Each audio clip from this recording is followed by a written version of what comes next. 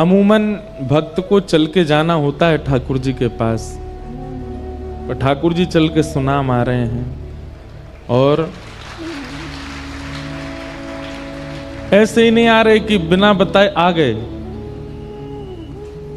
पहले से ही कथाएं करवा करके सब पूरे सुनाम को सचेत कर रहे हैं। ब्रज से ब्रजवासी आ रहे हैं, रसिक जन आ रहे हैं, सब लोगन को भेज भेज करके ठाकुर जी प्रोटोकॉल अपना पूरा, जैसे ऐसे नहीं कि बस मुंह उठाए चले आए, नहीं, पूरी व्यवस्था पहले भेज रहे हैं। कथाएं हो रही हैं, रसिक जन आ रहे हैं, संत जन आ रहे हैं, ब्रजवासी जन आ रहे हैं। वास्तव में एक बात तो सिद्ध है कि भूमि पर ठाकुर जी के चरण बाद में पड़ते हैं, पहले ठाकुर जी वह भूमि को भक्त चरण रज से अभिषिंचित करें। कहीं भी उठा के देख लो, ठाकुर जी जहां कहीं भी विराजे वहां किसी भक्त ने खूब भ्रमण किया होगा और वहां के आगमन के बाद ही ठाकुर जी को आगमन भयो। बद्रीनाथ में एक विशाल नाम के राजा थे, इसीलिए बद्री विशाल कहते हैं, परम भक्त थे।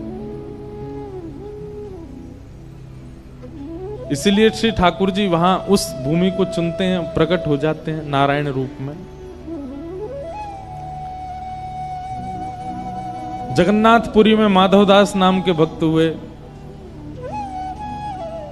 हरिदास नाम के भक्त हुए, बलराम दास नाम के भक्त हुए, कितने सारे भक्त हुए जगन्नाथपुरी में। श्री ठाकुर जी वहां प्रकट हो गए। और तो और जिनके यहां श्री ठाकुर जी प्रकट हुए, ऐसे वे राजा भी वहां के परम भक्त थे। इंद्रद्युम्न राजा, तभी ठाकुर जी वहां प्रकट हुए। द्वारिका में ठाकुर जी प्रकट हुए, वहां पर भी अनेक भक्तों ने आकर के उस भूमि को भ्रमण कर, क्योंकि जिस भूमि पर ठाकुर जी ने लीला की वो तो समुद्र में विराजमान है, पर अब भक्तों के दर्शन के लिए द्वारिका होनी चाहिए, तो ठाकुर जी ने पहले भक्तन से वह भूमि को अभिषिंचित किया, तब प्रकट भय। दक्षिण भारत में रंगनाथ भगवान है, वहां पर भी कितने भक्त हुए, तब जाकर के ठाकुर जी गए। मेवाड़ में, राजस्थान में श्री ठाकुर जी श्रीनाथ जी के रूप में विराजमान है। मेवाड़ में ठाकुर जी जो प्रकट हुए, हमारे श्री गोवर्धन नाथ जी जो विराज रहे हैं, उसके पीछे भी कारण भक्तिमती मीराबाई। बहुत सावधानी से सुनिए सब लोग, इधर देखो। मीराबाई जब मेवाड़ में ब्याई, उनका ब्याह हुआ मेवाड़ में, और जब वर्षों तक रहने के बाद जब मेवाड़ उन्होंने त्याग दिया, तो मेवाड़ से जाते समय ठाकुर जी से कह के गई कि हे ठाकुर जी, इस मेवाड़ की आज तक योग्यता इसलिए थी क्योंकि यहां बड़े बड़े महारथी हुए, बड़े बड़े वीर हुए, बड़े बड़े योद्धा हुए। लेकिन मीराबाई के आगमन के बाद में मेवाड़ में भक्तों की इतनी जमात आने लगी कि अब मेवाड़ की पहचान भक्तिमती मीराबाई से होने लगी। तो मीराबाई ने मन में विचार किया कि कहीं ऐसा ना हो मेरी वजह से ही मेवाड़ की पहचान हो। हे ठाकुर जी, आप कृपा करना, केवल एक ही हमारी इच्छा पूरी कर दीजिए कि मेवाड़ की पहचान हमसे ना हो, आपसे हो। तब अजब कुमारी नाम की एक कुंवरी बाई, अजब कुंवरी बाई, उसको माध्यम बना करके श्रीनाथ जी गिरिराज जी से मेवाड़ आए, और आज मेवाड़ की पहचान श्रीनाथ जी से। वहां मीराबाई ने भजन किया, इसलिए ठाकुर जी वहां विराज गए। और बिहारी जी के आने से पहले यहां खूब भक्तों के चरित्र गाए जा रहे हैं, कथाएं हो रही हैं, संत जन आ रहे हैं, रसिक जन आ रहे हैं, ब्रजवासी जन आ रहे हैं, तभी तो ठाकुर जी आएंगे। सब जगह ठाकुर जी नहीं पहुंच रहे हैं, पर सुनाम आ रहा है। द्रौपदी ने अपने 5 बालकों के हत्यारे को जीवन दान देने का निर्णय लिया। भगवान इतने प्रसन्न हो गए द्रौपदी के इस प्रस्ताव से कि ठाकुर जी ने द्रौपदी को अपना नाम दिया। एक बात याद रखिएगा, परिस्थिति जब प्रतिकूल होती है ना जीवन में, उस समय आपका निर्णय कैसा होता है, उससे ठाकुर जी प्रसन्न होते हैं। अभी आपके जीवन में कोई परिस्थिति बिगड़ी हुई नहीं है। सुबह रात में सो जाते हैं चैन से, सुबह उठते हैं, बढ़िया पराठा पाते हैं, दोपहर में भोजन करते हैं, शाम का भोजन करते हैं, सो जाते हैं, फिर सुबह उठते हैं, कोई टेंशन नहीं है लाइफ में। तो इसका मतलब ये समझिए ठाकुर जी की दृष्टि नहीं है आपके ऊपर, इसीलिए सहजता से चल रहे हो। लेकिन जैसे ही ठाकुर जी मन बनाते हैं कि चलो अब इसकी परीक्षा ली जाए, तो रात्रि की नींदें उड़ जाएंगी, सुबह का नाश्ता पाने की इच्छा नहीं होगी, दोपहर के भोजन आधी रोटी में ही पेट भर जाएगा, रात्रि का भोजन केवल दूध पी के सो लिया करोगे, चिंता के कारण करवटें बदलते रहोगे, नेत्रों से पनारे बंद नहीं होंगे, हर व्यक्ति पर संशय होना प्रारंभ हो जाएगा, हर व्यक्ति पर शक होना प्रारंभ हो जाएगा, हर व्यक्ति से अपनी स्थिति की मदद मांगने की इच्छा प्रकट होने लग जाएगी। समझ जाओ ठाकुर जी परीक्षा ले रहे हैं अब। और उस परीक्षा के समय पर हमारा जैसा निर्णय होता है, वो निर्णय ठाकुर जी को प्रसन्न करता है। जैसे छोटा सा बालक जैसे धीरे धीरे वो बड़ा होता है, तो मां उसको घर में पढ़ाती है, ऐसे 1 लिखते हैं, ऐसे 2 लिखते हैं, ऐसे 3 लिखते हैं। उसकी ऐसी कॉपीज भी ऐसी होती हैं 3 लाइंस वाली, उस पर ऐसे 3 बनाना है, ऐसे 2 बनाना है। अब बच्चा जब तक माँ बना रही है तब तक तो बहुत खुश होता है। अचानक से माँ कहती है बेटा ले अब तू बना, तो फिर वो माँ को देखते रोता है, मुझसे तो बन ही नहीं रहा, और 2 को उल्टा 2 बना देता है, 3 को उल्टा बना देता है। इस प्रकार फिर उसकी परीक्षा होती है। 1-2 बार तो माँ हंसती है, और 4थी-5वीं बार माँ हाथ में स्केल लेके बैठती है, बोले बना अच्छे से। और फिर वो बालक ये सोचता है मेरी सबसे बड़ी शत्रु मेरी माँ है, मेरे पिताजी बस मुझसे प्यार करते हैं। क्यों? क्योंकि वो होमवर्क नहीं करवाते मुझसे, माँ करवाती है। कई घरों में पिता करवाते हैं। ठाकुर जी हमको कब कब अच्छे लगते हैं? जब जब सब हमारे अनुकूल चल रहा है। बिहारी जी आपसे बढ़िया कोई नहीं है, सब बहुत अच्छे हैं। लेकिन जैसे ही प्रतिकूल स्थिति आती है, भय लगने लग जाता है। वास्तव में आपको भयभीत नहीं होना है उनसे जो परीक्षा ले रहे हैं, बस परीक्षा को बुद्धि लगा करके पार करना है। जीवन में आई हुई परीक्षा में आप निर्णय कैसा लेते हैं, ठाकुर जी उससे प्रसन्न होते हैं। ठाकुर जी तो एक टास्क बना करके आपके जीवन में भेज देते हैं, और फिर ठाकुर जी इच्छा उनकी ऐसी होती है कि आप उससे निकलो, आप उसको पार करो। लेकिन जब हम भयभीत हो जाते हैं, जब हम उस स्थिति से भागने लग जाते हैं, तो ठाकुर जी बहुत निराश होते हैं। इसको इतनी कथाएं सुनवाई, आजकल तो इसके फोन में यूट्यूब में भी हम सब संत जनों की वाणी भेजते रहते हैं, फिर भी इतना विचलित हो रहा है, इतना परेशान हो रहा है, इतना दुखी हो रहा है। लेकिन जीवन में आई हुई परिस्थिति को परीक्षा मान करके और निर्णयात्मक बुद्धि से जब उसको पार कर लेता है कोई व्यक्ति, विचलित नहीं होता, ठाकुर जी उससे बहुत प्रसन्न होते हैं। इसलिए हमारी प्रार्थना बंधुओं,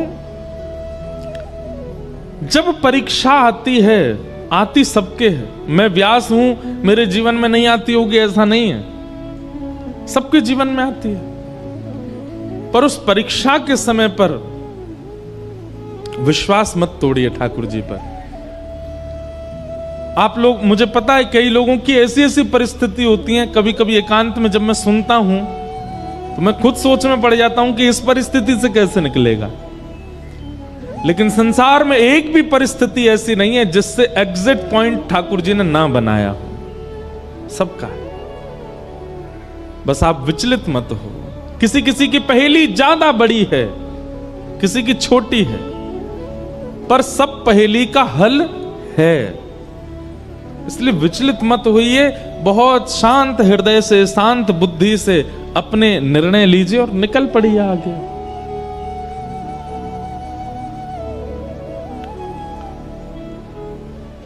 ठाकुर जी की प्रसन्नता नाम जप से है, ठाकुर जी की प्रसन्नता वैष्णव तिलक धारण से है, ठाकुर जी की प्रसन्नता एकादशी व्रत धारण से है।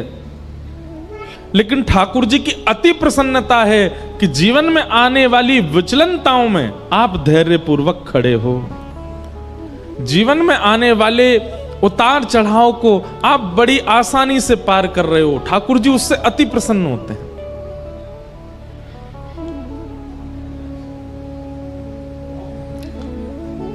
द्रौपदी और पांडवों के प्रति जो ठाकुर जी का प्रेम है ना, वो इसीलिए है क्योंकि इतनी परिस्थितियां आई और पांडव टूटे नहीं, द्रौपदी टूटी नहीं। आज तो परीक्षा की पराकाष्ठा हो गई। बालक कितना प्रिय होता है मां को।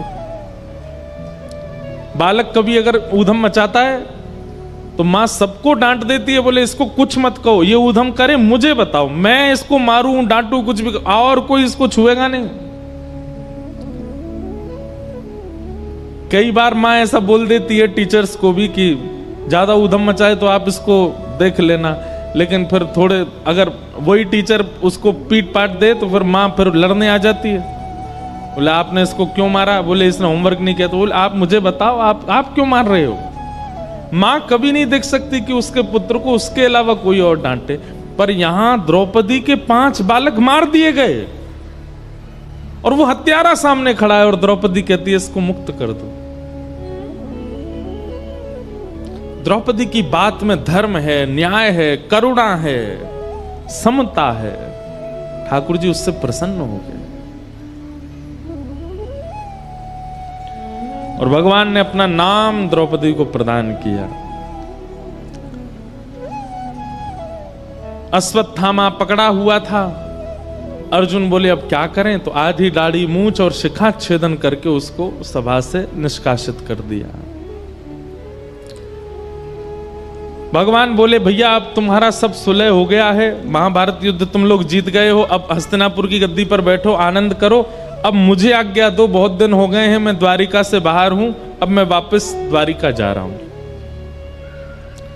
ठाकुर जी जैसे ही रथ में आरूढ़ होकर के द्वारिका को प्रस्थान करने लगे, इतने में ही अर्जुन की पुत्र वधू, अर्जुन के पुत्र का नाम अभिमन्यु और अभिमन्यु की पत्नी उसका नाम उत्तरा। उत्तरा भगवान की ओर दौड़ी दौड़ी चली आ रही है और दोनों भुजाएं उठाकर के ठाकुर जी से क्षमा याचना करती हुई रक्षा की कामना कर रही है। हे नाथ, मेरी रक्षा करो।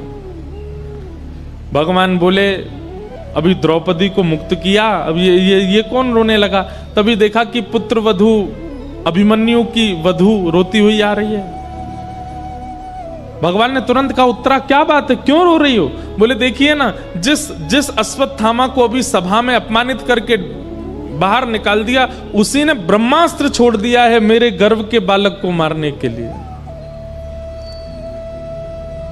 भगवान ने जैसे ही ब्रह्मास्त्र को देखा तो अंगुष्ठ मात्र एक और रूप धारण किया। एक रूप से तो सामने खड़े हैं और एक रूप से अंगुष्ठ मात्र रूप धारण करके गर्भ में प्रवेश किया और भगवान की गदा का नाम है चक्रा। क्या नाम है? ठाकुर जी की गदा का नाम है चक्रा। अपनी चक्रा नाम की गदा को ठाकुर जी ने द्रुत गति से घुमाया और गर्भ के उस बालक की रक्षा हुई। बहुत सावधानी से सुनिए सब लोग। भगवान ने उस गर्भ के बालक की रक्षा की। वही बालक भविष्य में परीक्षित हुए, जो भागवत के श्रोता हैं। हमारे पूज्य पिताजी महाराज के गुरुदेव अनंत श्री विभूषित श्री रामानुज प्रपन्नाचार्य गुरुजी महाराज, मेरे दादा गुरुदेव, इतनी सुंदर बात कहते थे, इतनी पते की बात कहते थे। वो कहते थे कि इधर देख लो, सुन लो। वे कहते थे कि जिस गर्भ में ना जाना पड़े उसकी सारी योजनाएं सारे शास्त्र बताते हैं। भजन करो, नाम जप करो, पुण्य करो, सत्कर्म करो, कीर्तन करो, तिलक लगाओ, आदि आदि सब सत्क्रियाएं करो। क्यों? क्योंकि इन सब के करने से पुनर्जन्म न विद्यते, पुनर्जन्म नहीं होता, फिर एक ही जन्म में सब कट जाता है। हमारे पूज्य पिताजी महाराज जी गुरुदेव कहते कि गर्भ में ना आना पड़े, इसी की योजना भागवत जी बताती हैं, इसी की योजना मानस जी बताती हैं, इसी की योजना वाल्मीकि रामायण बताती हैं, और उसी गर्भ में ठाकुर जी ऐसे प्रवेश कर गए बिना कुछ विचार किए।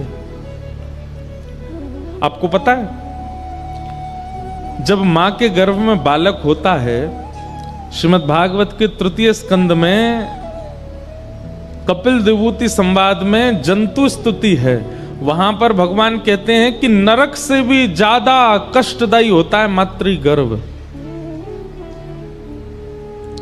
कभी आपको अवसर लगे, हमने एक कथा की थी नासिक में 1 महीना की, उस कथा में आप लोग सुनिएगा, वहां कपिल विभूति संवाद हमने विस्तार से कहा था। तब वहां ये स्तुति गाई थी कि गर्भ का बालक जो स्तुति गाता है वो स्तुति कैसे करता है। गर्भ के बालक की इतनी भयावह परिस्थिति होती है, जरा सी दुर्गंध आ जाए तो हमसे बैठ पाना मुश्किल होता है, लेकिन मलमूत्र के भरे हुए एक टब में वो बालक उल्टा पड़ा ही रहता है 9 महीने तक। और ऐसा कहते हैं कि उसकी जो त्वचा होती है वो इतनी कोमल होती है, और मां के पेट के जीवाणु धीमे धीमे उसको काटते हैं, कभी कभी इतनी पीड़ा देते हैं। जब 7वें महीने में बालक आ जाता है ना, तो भगवान से हाथ जोड़ता है, हे विधाता मुझे यहां से निकालो कैसे भी, मैं बहुत परेशान हूं। भगवान कहते हैं जन्म लेके तुम वही सब करोगे, उल्टे सीधे काम, छल कपट बाजी, खाना पीना, मदिरा उड़ाना, ये सब की करो। बोले आपको सौगंध खा के कह रहा हूं, इतना भजन करूंगा कि दोबारा यहां ना आना पड़े मुझे।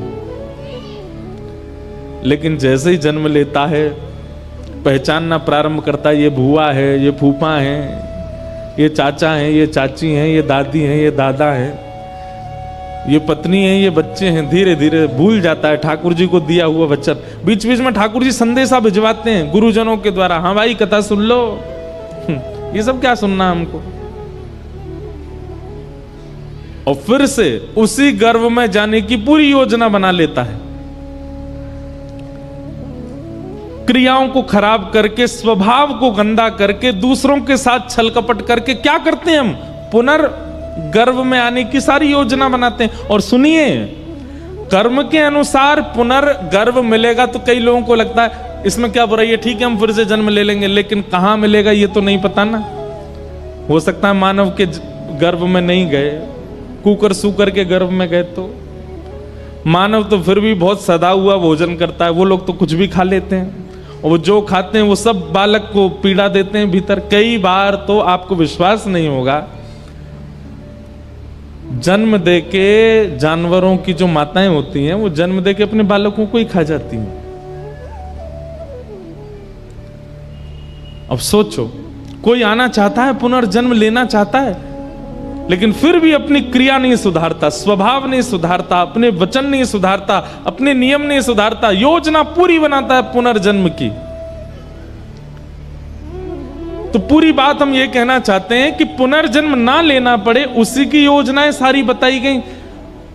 मातृगर्भ में ना आना पड़े, पीड़ा ना सहनी पड़े, उसी की योजना सब बनाते हैं। तो फिर भगवान कैसे उत्तरा के गर्भ में प्रवेश कर गए। हमारे पूज्य गुरुदेव भगवान, दादा गुरुदेव भगवान कहते कि भैया परीक्षित राजा है इसलिए बचाने गए नहीं, परीक्षित अर्जुन का होने वाला नाती है इसलिए बचाने गए। द्रौपदी के पुत्रों को भी बचा सकते थे ठाकुर जी, ये उत्तरा के गर्भ के बालकों को क्यों बचाया भगवान ने। तब गुरुदेव भगवान कहते हैं क्योंकि ठाकुर जी को पता है कि भविष्य में मेरी कथा का प्रथम श्रोता होगा, ये मेरी कथा का श्रोता बनने वाला है। ठाकुर जी को अपना कथा का श्रोता इतना प्रिय है कि उस प्रिय श्रोता की रक्षा के लिए गदा लेकर के ठाकुर जी गर्भ में प्रवेश किए और ब्रह्मास्त्र को नष्ट कर दिया। इसलिए आप यदि कथा में बैठे हैं तो अपना सौभाग्य मनाइए, ठाकुर जी को श्रोता इतने प्रिय हैं कि श्रोताओं के लिए ठाकुर जी गर्भ में प्रवेश करके रक्षा कर देते हैं। और केवल श्रोता की रक्षा नहीं करी है भगवान ने, वहां वक्ता श्री शुकाचार्य जी महाराज, उन्होंने भी जन्म बाद में लिया, गर्भ में मातृ दर्शन, भगवत दर्शन पहले किया।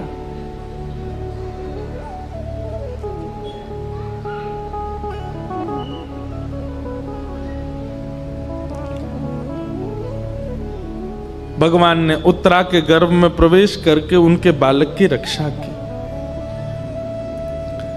और रक्षा करने के पश्चात भगवान बोले अब सब मंगल है, ब्रह्मास्त्र नष्ट हो गया आकाश में, अब हम चलें।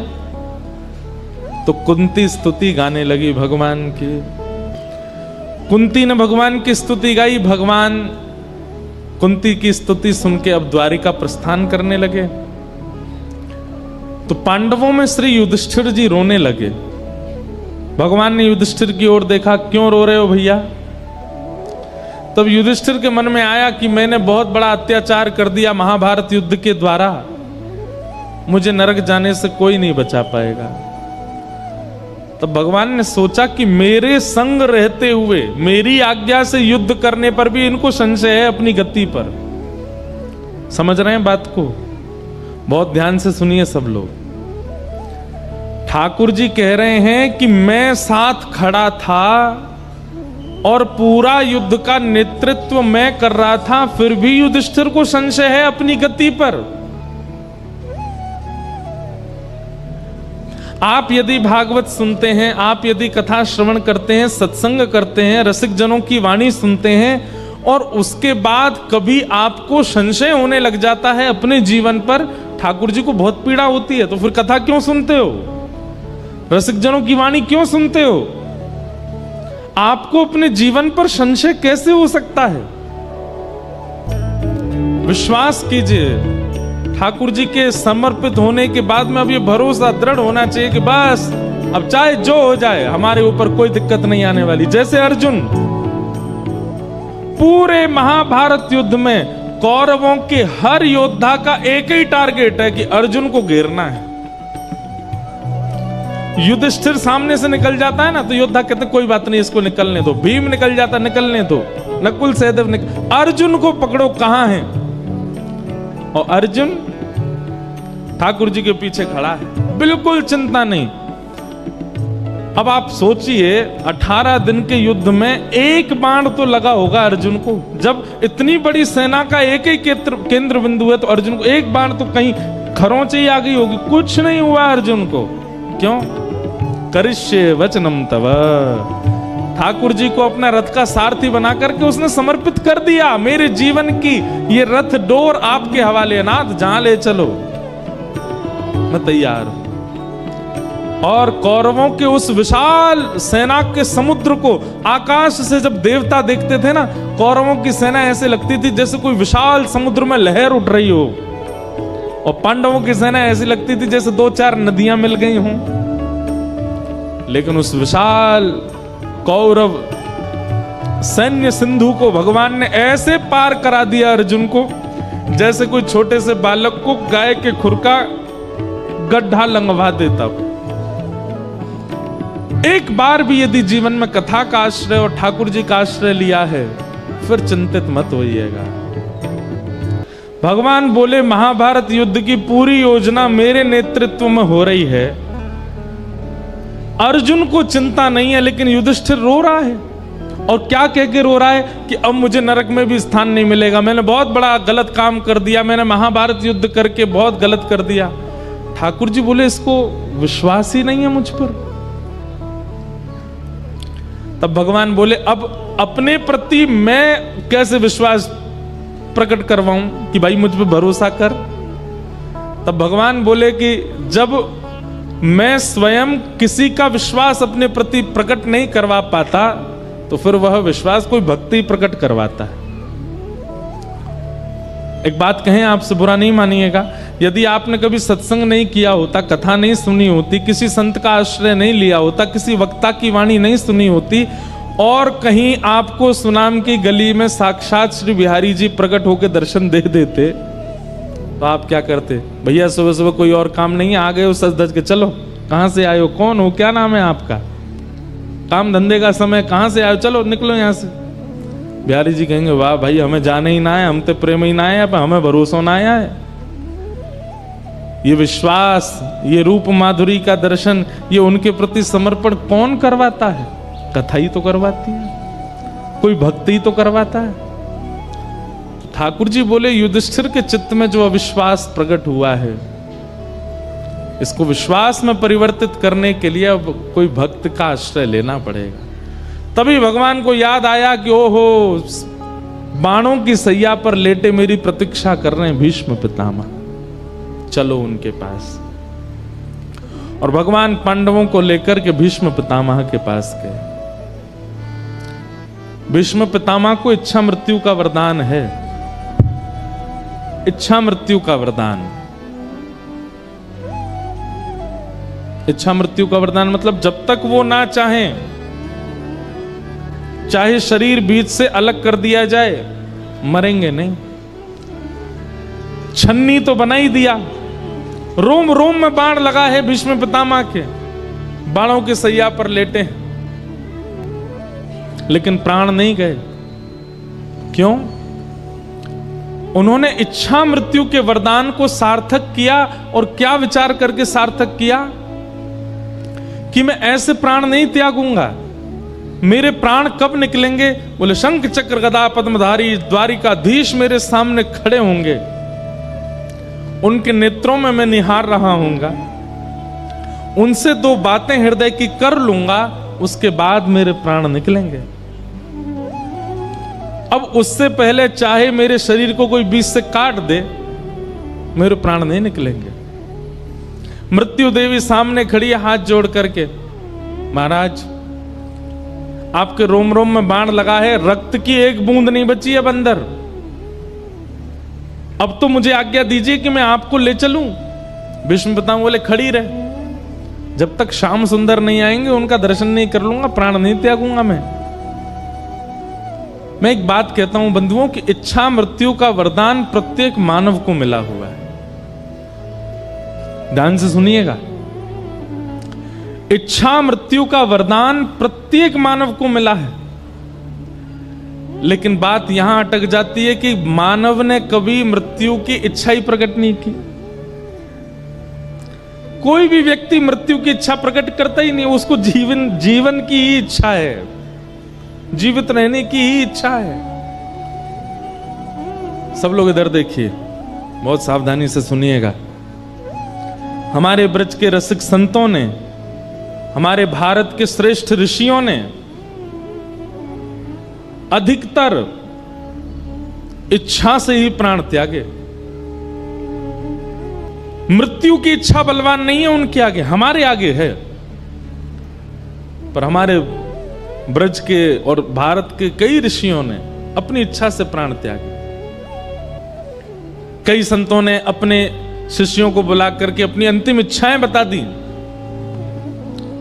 कई महापुरुषों ने अपने प्राण त्यागने से 2 दिन पहले मौन धारण कर लिया, एकांत में चले गए।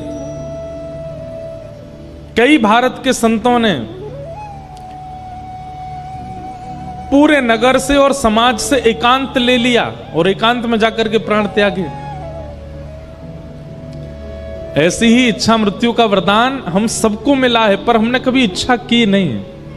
आप कहेंगे महाराज जी कैसी इच्छा करें, मतलब क्या चाहते हो आप? ब्याह ना करें, बालक बच्चों को पढ़ाएं लिखाएं नहीं, धन ना कमाएं, इच्छा मृत्यु का वरदान करें। सुनिए, अपनी क्रियाएं करते रहिए, पर क्योंकि अकाट्य सत्य है मृत्यु, एक बार तो कभी विचार कीजिए कि मेरी मृत्यु कैसी हो, जब मेरे प्राण जाएं उस समय स्थिति कैसी हो। आप अपनी सब क्रियाएं करते रहिए, पर एक बार सोच लीजिए कि जब भी मेरा अंत हो, सबका होना है, तो कैसा हो।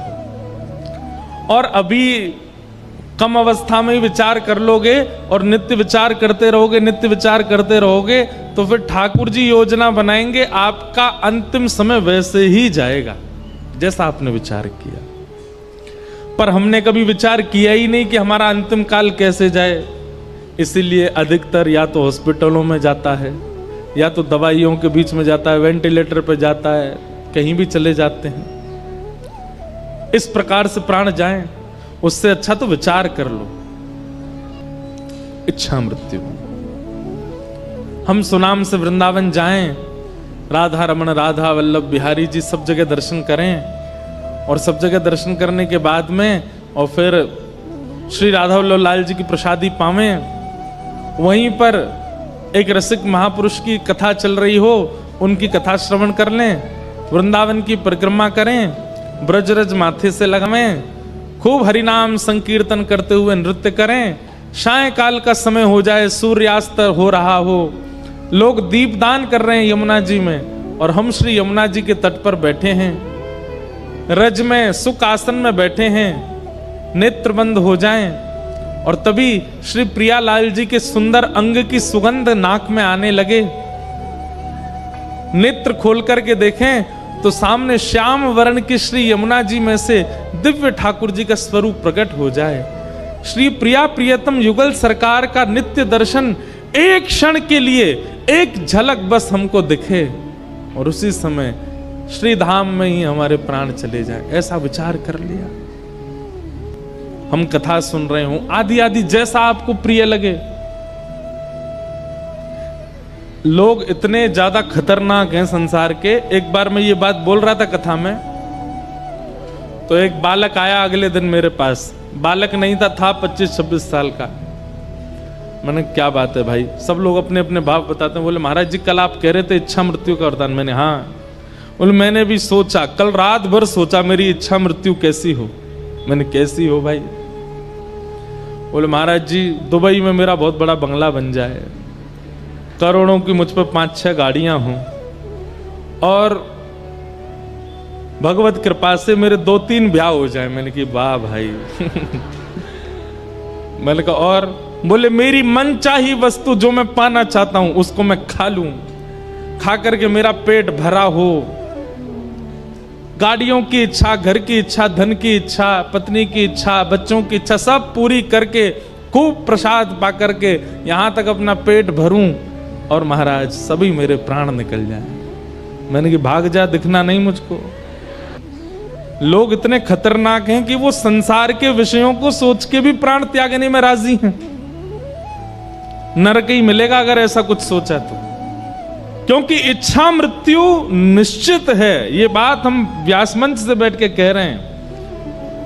अगर विचार कर लिया और नित्य अपने भजन से पहले नित्य चिंतन किया जाए मेरे अंतिम काल ऐसा हो, और फिर उसके बाद अपना साधन करें, अपना भजन करें, अपना गुरु मंत्र करें, अपना नाम जप करे, नित्य इसी प्रकार की क्रिया करता रहे, उसका अंत फिर वैसा ही होगा जैसा उसने सोचा है। इसलिए आप सब कथा में बैठे हो, कथा श्रवण कर रहे हो, एक सुंदर इच्छा मृत्यु का विचार कीजिए कैसी हो। यहां से बाहर मृत्यु की चर्चा करना अपशगुन है।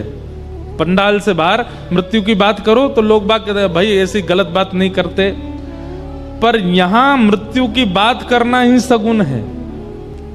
श्रीमद् भागवत तो मरना ही सिखाती है कि मृत्यु कैसी हो।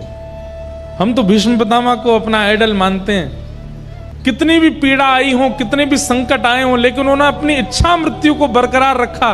भले ही कौरवों के संग में रहे, भले ही खूब सुनना पड़ा ठाकुर जी से, लेकिन फिर भी इच्छा मृत्यु, मृत्यु हो तो भीष्म पितामह जैसी, अंत भला तो सब भला। जीवन में आपने क्या किया संसार के लोग सब भूल जाएंगे, पर अंत आपका कैसा था सब याद रखेंगे। भीष्म पितामह का अंत श्रेष्ठ था। बाणों की सैया पर लेटे हैं और तभी द्वारिकाधीश पांडवों के साथ चलते हुए आ रहे हैं। भीष्म पितामह प्रसन्न हो गए, बस मैं अब अपने इच्छा पूरी करूंगा। ठाकुर जी सामने आकर के खड़े हुए। भीष्म पितामह बोले बस। कभी कभी मन करता हम कैसे बोलेंगे ऐसे ठाकुर जी से, क्या कह रहे हैं भीष्म पितामह। जैसे ही ठाकुर जी सामने आके खड़े हुए तो ठाकुर जी का स्वभाव है टिकते तो है नहीं, न क्यों हिल रहे हैं, ऐसे हिल रहे हैं, कभी आंख झपक रहे हैं, कभी ए अर्जुन इधर आ इधर आ, कभी युधिष्ठिर को बुला रहे हैं, कभी नकुल सहदेव को खींच रहे हैं, द्रौपदी से कह रहे हैं तू भी इधर आ। भीष्म पितामह बोले बहुत देर हो गई नाटक करते करते, सीधे खड़े रहो मेरे सामने, ये हिलो डोलो नहीं ज्यादा, मेरे पास समय बहुत कम है। भगवान स्थिर हो गए। ठाकुर जी बोले क्यों? बोले आपको देखते देखते मैं अपने प्राण त्यागने वाला हूं, और जब तक मेरे प्राण नहीं निकले आंख की पलक भी नहीं गिरनी चाहिए आपकी। डांट करके बोल रहे हैं ठाकुर जी को, हिलो नहीं। ठाकुर जी बोले भाई तुझे इच्छा मृत्यु का वरदान, तेने कहीं 10 साल तक सोच ली कि मरना ही नहीं है तो? पितामह भीष्म बोले तो फिर 10 साल खड़े ही रहे ना, आपको निहारता रहो। अब ना मैं पलक झपकूंगा ना आप झपको, बहुत देर हो गई, बहुत समय निकल गया, बहुत मुश्किल से हाथ पड़े हो, अब अपने जीवन के अंत को मैं सफल बनाऊंगा, मेरे सामने स्थिर होकर खड़े हो जाइए। तो कहते हैं ठाकुर जी का मुख थोड़ा सा मुरझा गया। जैसे जबरदस्ती किसी को खड़ा कर दो तो उसके मुख से पता चल जाता है कि जबरदस्ती करिए इसके संग। कई बार ब्याहों में देखते हो ना, दुल्हा खुश ही नहीं लगता, पता चल जाती है कि जबरदस्ती करवा रहे हैं। दुल्हन खुश नहीं लगती, दुल्हन पता चल जाएगा जबरदस्ती हो रही है। ठीक जैसे जबरदस्ती वाला दुल्हा जैसा लगता ना, वैसे ठाकुर जी हो गए। मुकुट तो पहना है, मोर पिच्छ तो लगाए, श्रृंगार तो किया, पर चेहरे पर न कहूं प्रसन्नता नहीं। भीष्म पितामह बोले अरे अरे अरे ये क्या हो रहा है? ठाकुर जी बोले अब क्या हो गया? ये मुखमंडल की मुस्कान कहां चली गई आपकी? ठाकुर जी बोले हमको घबराहट हो रही है, तुम कब प्राण त्यागोगे, हम कब तक खड़े रहेंगे यहाँ पे? बोले बस इतने में ही घबरा गए? और खुद जो हमको 84 लाखों में नचाते रहते हो उसमें तब घबराहट नहीं होती आपको? जैसे तैसे हाथ पड़े हो मेरे सामने खड़े रहो। और कैसे खड़े हो? बोले प्रसन्न हासारुणलो चलो लसत शब्द है। भीष्म पितामह कहते हैं प्रसन्न हो जाइए, आपके ये दो जो कपोल हैं ये गुलाब जामुन की तरह फूल जाने चाहिए, इतनी जोर से प्रसन्न होइए। और ऐसी स्थिति में आपको देखते हुए मैं अपने प्राण त्यागूंगा। भगवान जबरदस्ती मुस्कुरा रहे हैं, ले भैया देख ले। और भीष्म पितामह ठाकुर जी को देखते हैं, नेत्र सजल हो गए। और भीष्म पितामह ने भगवान की स्तुति गाई। सब लोग इधर देखो। भीष्म पितामह कह रहे हैं हे नाथ, मैंने आपके सारे रूप देख लिए। कौन कौन से? आपका चतुर्भुज रूप देखा, आपका विराट रूप देखा, आपका सहस्त्र शीर्षा पुरुखा सहस्त्राक्षः सहस्त्रपात वो रूप भी देखा, जहां आपके 1000 मुख, 1000 हाथ, 1000 पैर। और जब महाभारत का युद्ध प्रारंभ हुआ तब आपका वो रूप भी मैंने देखा। बोले कौन सा रूप? बोले सपदि सखी बचो निशम्य मध्य निज परयोर वलयो रथम निमेश्य। जब रथ भूमि रणभूमि के मध्य में आप अर्जुन के रथ को हाँकते थे, घोड़ों के पैरों से उड़ने वाली धूल आपके मुख पे आती थी और आप लगाम पकड़ करके अपनी बाजू से अपने माथे के बालों को दूर करते थे। शंख चक्र गदा पद्म वाले के हाथ में जब चाबुक और रस्सी देखी मैंने कहा वाह कन्हैया, तेरे ये रूप भी अद्भुत है। मैंने सारे रूप देख लिए आपके, पर एक रूप देखने की मेरी अभिलाषा है।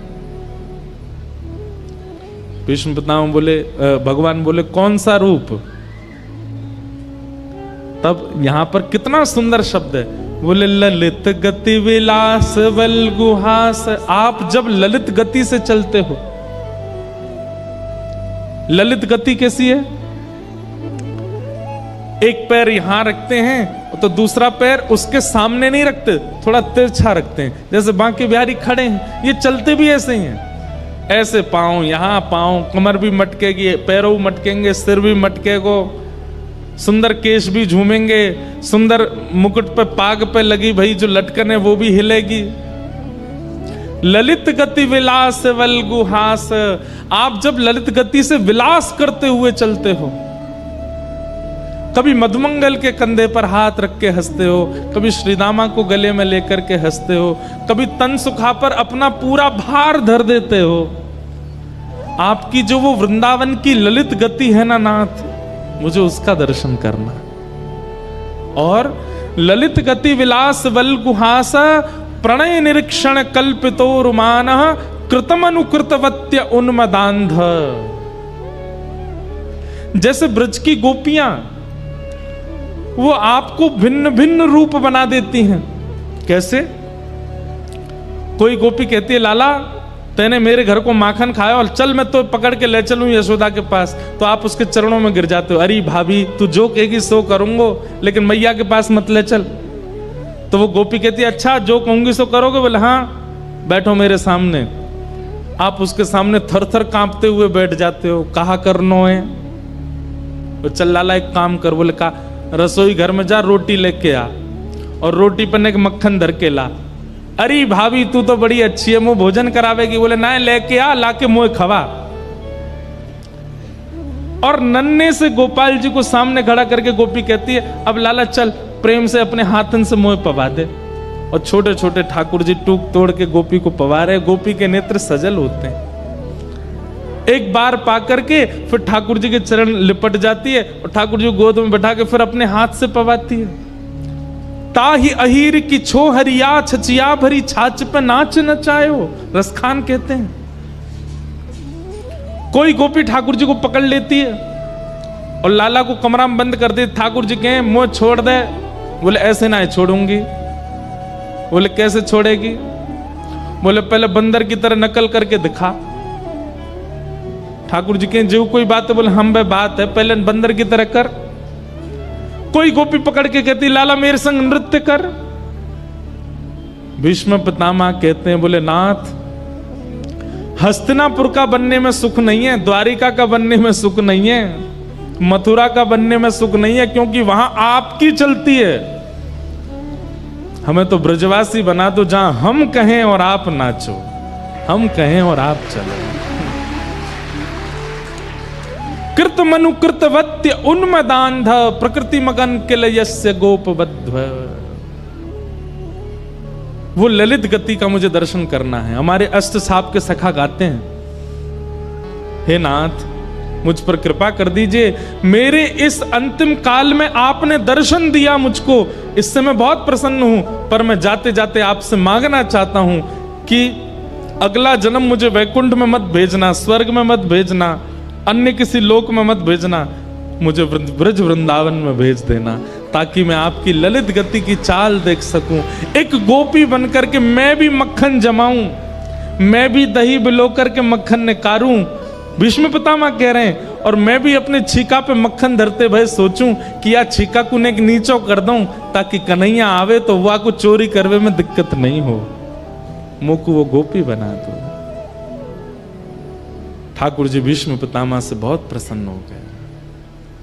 भीष्म पितामह ने अपनी स्तुति के अंत में ब्रज को याद किया और पितामह भीष्म ने अपने प्राण त्याग दिए, भगवान द्वारिका को चले गए।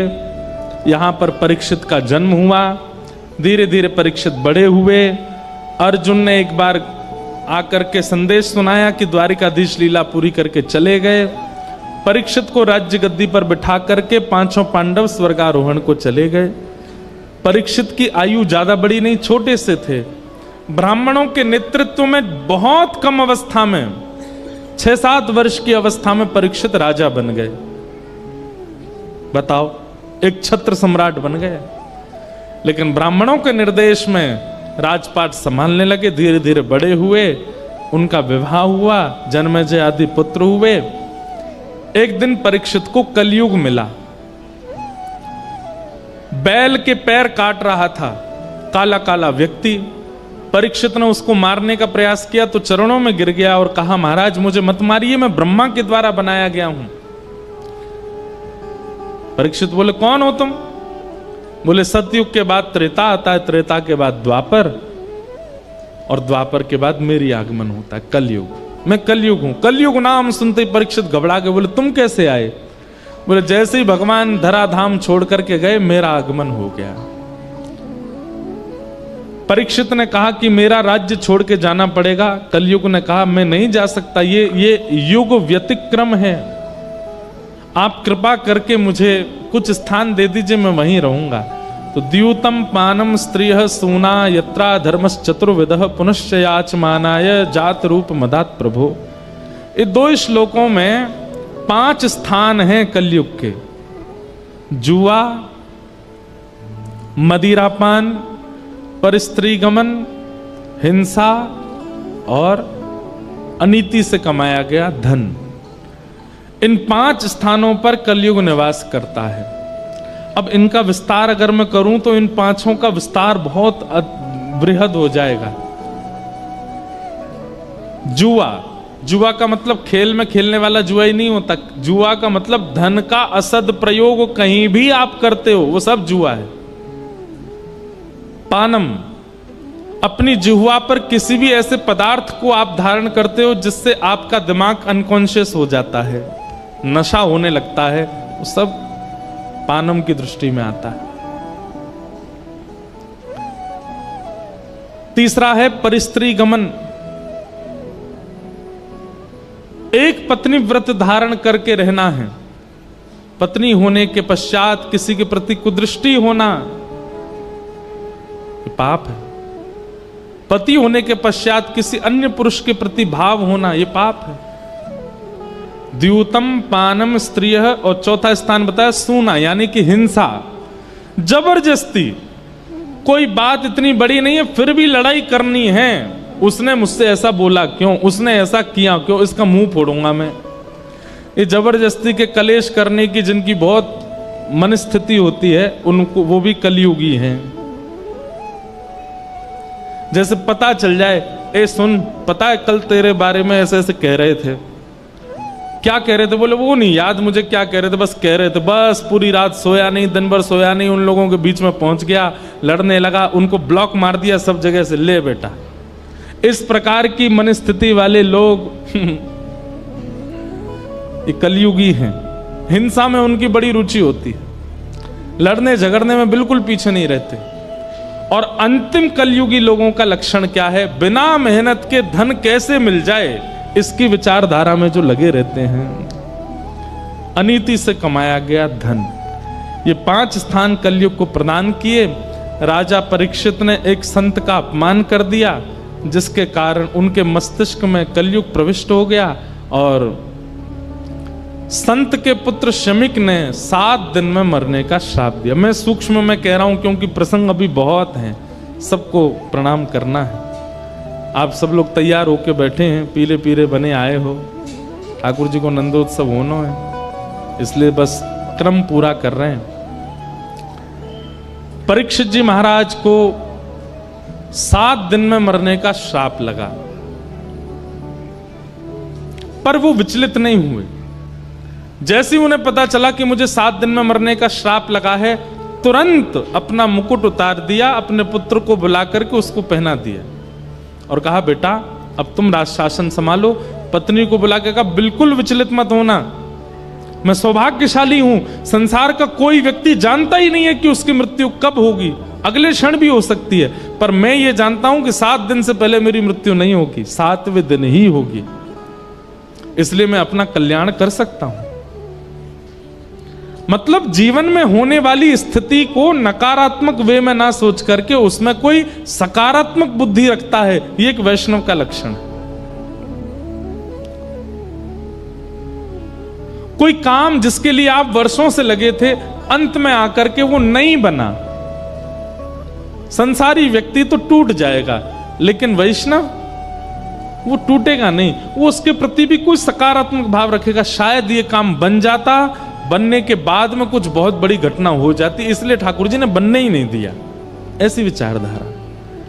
परीक्षित की सोच कितनी अच्छी है। परीक्षित कहते हैं कि संसार का कोई भी व्यक्ति नहीं जानता कि उसकी मृत्यु कब होगी, पर मैं जानता हूं कि मैं 7 दिन से पहले तो नहीं मरूंगा। इसलिए देवी, इन 7 दिनों को मैं भगवत अर्पित करना चाहता हूं, मुझे आज्ञा दो। पत्नी की आज्ञा लेकर के परीक्षित वन में चले गए, और वन में उन्हें श्री अनेक संत मिले। तभी वहां श्री सुखदेव जी का आगमन हुआ। बोलो सुखदेव जी महाराज की। सुखदेव जी महाराज जैसे आकर के मंच पर विराजमान हुए, परीक्षित ने चरणों में प्रार्थना करते हुए कहा, महाराज जल्दी मरने वाले की मुक्ति का उपाय बताओ। जिसके जीवन के केवल 7 दिन बचे हैं, उसको मुक्ति प्राप्त करने के लिए क्या करना चाहिए, कृपा कर आप मुझे आज्ञा दें। और यहां से श्री सुखदेव जी बोलना प्रारंभ करते हैं। अब देखो एक बात सुनिएगा, सब लोग इधर देखो, सावधानी से सुनो। सुखदेव जी का प्रसंग प्रारंभ हो रहा है। कोई भी साधु, कोई भी संत, कोई भी वक्ता, कोई भी वैष्णव यदि कभी कुछ कहने जाता है ना, उसका स्वभाव है वो पहले अपने इष्ट को वंदन करेगा, उसके बाद ही कुछ बोलेगा। हम कथा प्रारंभ करते हैं उससे पहले अपनी परंपरा से जो पूज्य पिताजी महाराज व्यास मंच पे मंगलाचरण करते हैं वही मंगलाचरण करेंगे। आप सब लोग प्रणाम करके चले जाते, तो उसके बाद हम 5-6 श्लोक बोलते हैं, उसके बाद कीर्तन कराते हैं, फिर कथा प्रारंभ करते हैं। सीधे कहना नहीं शुरू कर देते। लेकिन यहां पर एक आश्चर्य हुआ कि सुखदेव जी महाराज मंच पर बैठे और परीक्षित ने जिज्ञासा की, जल्दी मरने वाले की मुक्ति का उपाय बताओ। इन्होंने ना तो इष्ट को प्रणाम किया, ना अपने गुरु को प्रणाम किया, ना किसी परंपरा के श्लोकों का स्तवन किया, सीधे उसको उत्तर देना प्रारंभ कर दिया। अगर वैष्णव बिना इष्ट को प्रणाम करने बोलने लग जाए तो हो सकता है कहीं ना कहीं वो हमारे किसी भाव से अप्रसन्न है, या फिर हमने जो जिज्ञासा की है वो जिज्ञासा उचित नहीं है, इसीलिए। और वही बात हुई।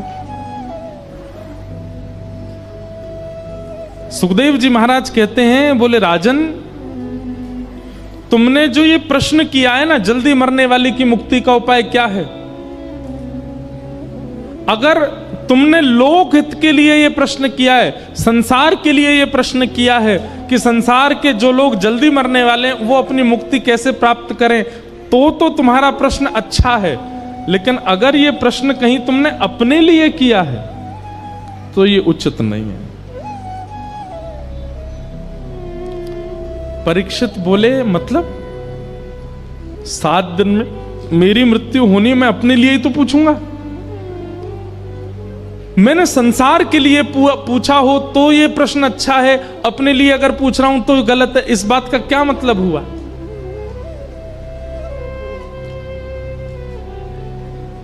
जो लोग आ रहे हैं, जा रहे हैं, उठ रहे हैं, बैठ रहे हैं, हमारी प्रार्थना है। पीछे वाले लोग इतने शांति से कथा सुनते हैं, आगे वाले लोग एक तो लेट आते हैं और फिर आके उठ के और भागते हैं, सबको डिस्टर्ब करते हैं। ये देखो पीछे वाले ताली बजा रहे हैं, कोई नहीं, हम तुमको ही कथा सुना रहे हैं। बिल्कुल आगे वाले तो बैठ जाते हैं बस। वो बेचारे इतने ध्यान से कथा सुनते हैं, पर ये बीच वाले और आगे वाले, इनको उठने से ही फुर्सत नहीं होती। यहां से आएंगे वहां, हमारा भी ध्यान भंग होता है। इतना अद्भुत प्रसंग चल रहा है। अगर ये आपके जीवन के कई प्रश्नों के उत्तर हैं और फिर बाद में आप यही प्रश्न हमसे एकांत में करोगे, जब मिलने आते हो, महाराज जी इसका उत्तर बता दो, कथा क्यों नहीं सुनी थी? पता है आपको, ये वैसी बात हो जाती है कि टीचर ने क्लास में पढ़ाया, तब तो सुने नहीं, जब प्रश्न पेपर आ गया, सर आपने ये तो पढ़ाया ही नहीं था। टीचर उस समय कहता हूँ, एक मुक्का मारूं तुझे, पूरी क्लास पढ़ रही थी, कहां था तू? ये आगे वाले बीच वाले वही बालक हैं। जब जीवन में संकट आएगा ना तो फिर जीव निकारे डोलेंगे, हमने क्यों नहीं सुना था इसका प्रश्न, तो महाराज जी उत्तर देगे ही नहीं गए कथा में, सब बता रहे हैं हम, सुनो तो सही। अब इतनी अच्छी बात है, यहां पर परीक्षित कह रहा है कि जल्दी मरने वाले की मुक्ति का उपाय क्या है, और सुखदेव जी कह रहे हैं अगर ये प्रश्न तुमने सबके लिए किया है तो ये प्रश्न अच्छा है, पर निज अपने लिए पूछ रहे हो तो गलत है। परीक्षित बोला, श्राप मुझको लगा है 7 दिन में मरने का, तो मैं अपने लिए ही तो पूछूंगा। और आप कह रहे हैं कि सबके लिए अच्छा, तुम्हारे लिए अच्छा नहीं। कितनी सुंदर बात। सुखदेव जी कहते हैं, परीक्षित ये प्रश्न तुम्हारे लिए उचित इसलिए नहीं है क्योंकि तुम कौन हो, ये बड़ी बात है। संसार के लोग सामान्य हैं, पर तुम कौन हो? मैं पांडवों का वंशधर? बोले नहीं, गलत उत्तर दिया तुमने। मैं पृथ्वी का एक छत्र सम्राट परीक्षित? बोले यह भी गलत उत्तर है। तो फिर मुझे क्या उत्तर देना चाहिए? तब श्री सुखदेव जी महाराज कहते हैं, तुम वो बालक हो जिसकी मृत्यु को भगवान ने टाला था। तुम वो बालक हो जो अपनी मातृ गर्भ में प्राण त्यागने वाला था, पर ठाकुर जी ने आकर के तुमको बचाया। तुम वो बालक हो। तुम वो बालक हो जिसने जन्म बाद में लिया है, गर्भ में भगवान का दर्शन पहले किया है। और ऐसा बालक, बात सुनो, ऐसा बालक जिसकी रक्षा स्वयं प्राणनाथ ने की हो, जिसकी रक्षा स्वयं संसारनाथ ने की हो, जगन्नाथ ने की हो, वो बालक मेरे सामने हाथ फैला के कह रहा है जल्दी मरने वाले की मुक्ति का उपाय बताओ। तुम तो पहले ही मुक्त हो चुके हो, क्योंकि तुम्हारी रक्षा भगवान ने की है। ठाकुर जी की एक झलक किसी पर पड़ जाए, ठाकुर जी का स्पर्श किसी को हो जाए, ठाकुर जी के भ्रमण के दायरे में, जहां ठाकुर जी भ्रमण कर रहे हो उस दायरे में अगर कोई जीव जंतु भी आ जाए, उसकी भी मुक्ति हो जाती है। तुम तो वो बालक हो जिसने अपनी मातृ गर्भ में भगवान का दर्शन किया। तुम मुक्ति की कामना कैसे कर सकते हो? सीधी बात यह है परीक्षित, तुम पहले से ही मुक्त हो। तुम्हें मुक्ति की कामना नहीं करनी है, तुम्हारी मुक्ति तो होगी होगी, क्योंकि तुम तो ठाकुर जी के संस्पर्श के बालक हो। इसलिए ये प्रश्न अगर तुम अपने लिए कर रहे हो तो ये उचित नहीं है, क्योंकि तुम्हारी मुक्ति से कोई अभिप्राय नहीं है।